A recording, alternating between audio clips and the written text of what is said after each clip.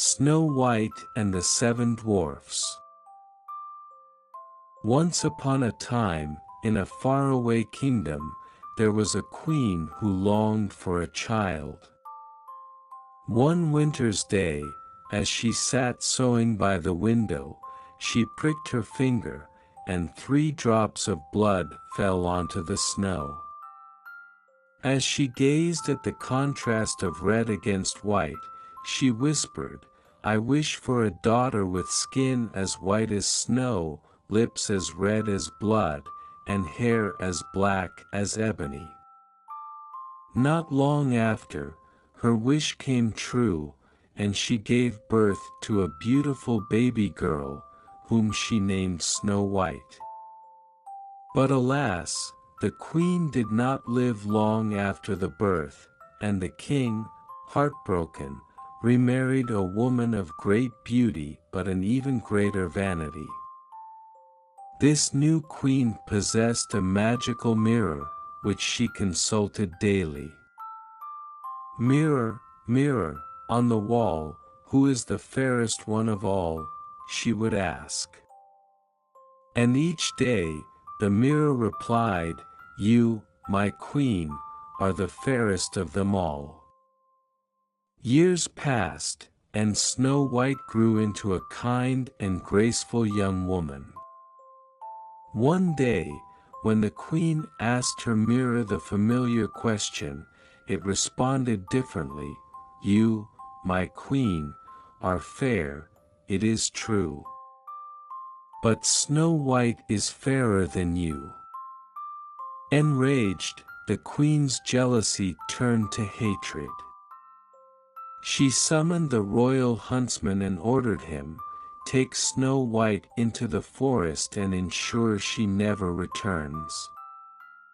Bring me proof of her demise." The huntsman, though loyal to the queen, could not bring himself to harm the innocent princess. "Run, dear child. Run and never return," he whispered, letting her go. Snow White, frightened and alone, fled deep into the forest, her heart pounding with fear. As she wandered, she came upon a quaint little cottage nestled among the trees. Inside, everything was tiny yet perfectly arranged. Exhausted, she ate a little food, drank some water, and lay down on one of the small beds, falling into a deep sleep. At dusk, the owners of the cottage returned, 7 dwarfs who worked in the nearby mines. "Who has been eating our food?" grumbled one. "And drinking from our cups?" asked another. "Look, someone is sleeping in my bed," gasped the youngest. Snow White awoke to find the 7 kindly dwarfs peering at her with curiosity. She told them of her stepmother's wickedness and how she had fled into the forest. The dwarfs took pity on her. "Stay with us, dear girl," said one.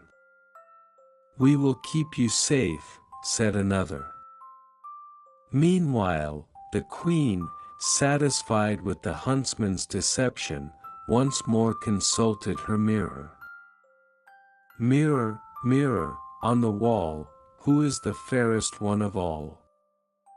To her horror, the mirror answered, "You, my queen, are fair, it is true. But Snow White, living in the forest with the 7 dwarfs, is fairer than you." Furious, the queen devised a wicked plan. Disguising herself as an old peddler woman, she traveled to the dwarf's cottage, carrying a basket of silken ribbons. "Lovely ribbons for sale," she called out. Snow White, unaware of the danger, opened the door. "Would you like to try one, dear?" the disguised queen asked sweetly. Snow White allowed the woman to lace a ribbon around her waist. But the wicked queen pulled it so tightly that Snow White could not breathe and collapsed. "Now, I am the fairest," the queen cackled and fled. That evening, the dwarfs returned and found Snow White lying pale and still. They quickly loosened the ribbon, and she gasped for air, reviving. "Beware of strangers," they warned her. But the queen was not done. Again, she consulted her mirror, and again, it told her that Snow White still lived. In her fury, she prepared a poisoned comb and returned to the cottage in disguise. "Beautiful combs for beautiful hair," she cooed. Snow White, forgetting the dwarf's warning, let the woman comb her hair. The moment the comb touched her scalp, the poison took effect, and she collapsed. Again, the queen fled, believing herself victorious. When the dwarfs returned, they removed the poisoned comb, and Snow White awakened.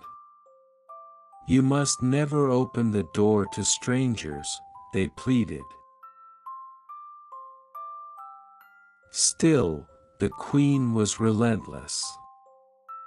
This time, she crafted a poisoned apple, red and glistening with temptation. She disguised herself as a kindly old woman and knocked at the cottage door. "An apple, my dear. So sweet and delicious." Snow White hesitated. "It looks lovely," she admitted. "See. I will eat one half, and you shall eat the other," the queen said, taking a bite from the untainted side.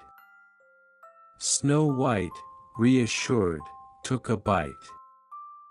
The moment the fruit touched her lips, she fell lifeless to the ground.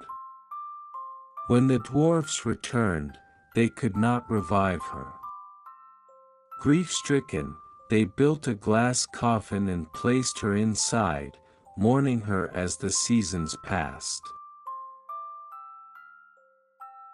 One day, a prince riding through the forest saw the beautiful maiden in the coffin. "I must take her to my castle," he declared, "for I have never seen such beauty." As the dwarfs moved the coffin, the piece of poisoned apple dislodged from Snow White's throat. She gasped and opened her eyes. The prince knelt beside her. "You live," he exclaimed joyfully. Seeing the kindness in his eyes, Snow White smiled. "You saved me," she whispered. The prince and Snow White returned to his kingdom, where they were wed in a grand ceremony. As for the wicked queen, she once more asked her mirror, "Mirror, mirror, on the wall, who is the fairest one of all?"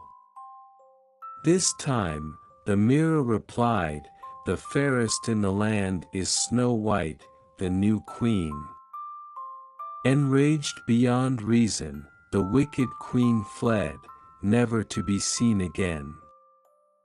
And so, Snow White and her prince ruled wisely and justly, and they lived happily ever after. The end.